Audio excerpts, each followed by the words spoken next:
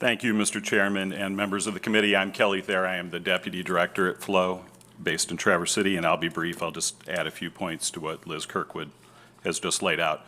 As you've heard, it's our perspective and the perspective of many in the room that Senate Bill 1197 leaves the mighty MAC in peril. It leaves taxpayers on the hook and the Great Lakes at increased risk of an oil spill disaster. And Mr. Bergman spoke to the drinking water needs of northern Michigan in immediate proximity to where this spill would occur, including Mackinac Island, which draws its water from Lake Huron, as does St. Ignace, and many other communities from Traverse City around to Alpena. And in the end, it's half of all Michiganders that draw their drinking water from the Great Lakes. It's much too precious and important to this state's economy and to the people every day to put at risk for another day from Line 5.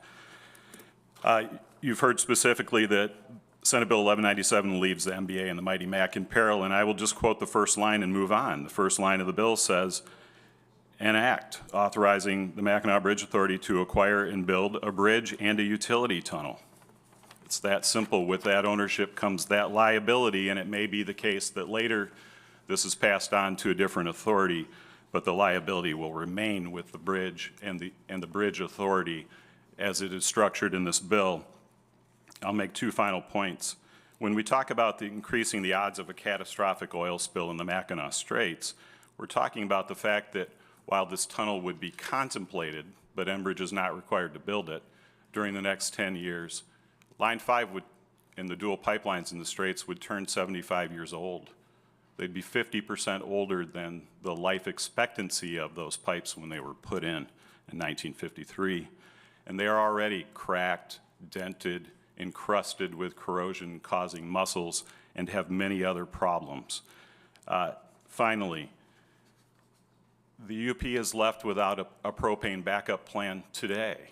If Line 5 were to fail today for the 35th time in its history, at least 35 spills out of Line 5, spilling more than 1 million gallons of oil across mostly the UP, but also the Lower Peninsula as well, Line 5. And another 1 million gallons from Enbridge's other asset in the state, Line 6B. They're one of the biggest polluters in the history of Michigan. They are a bad partner. That's an unsuitable partner for the state of Michigan. We need to monitor them and regulate them, not partner and empower them. So I will end by saying that if Enbridge wishes to have a tunnel across the Straits of Mackinac, the correct process is for that private foreign company to apply to build such a tunnel under state law. That includes the Great Lakes Submerged Lands Act that protects the Straits and the Great Lakes and the drinking water for half of all Michiganders. A private foreign company that has billions of dollars of cash on hand and can fend for itself.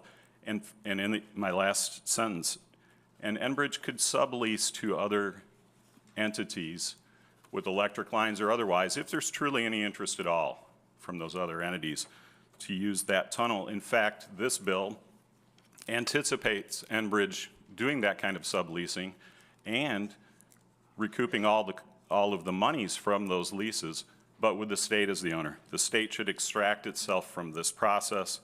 This bill is not the right vehicle. If Enbridge wants to go forward, it should apply. We ask you not to report this bill out, and if it does move, to vote no on the floor. Thank you. Thank you very much.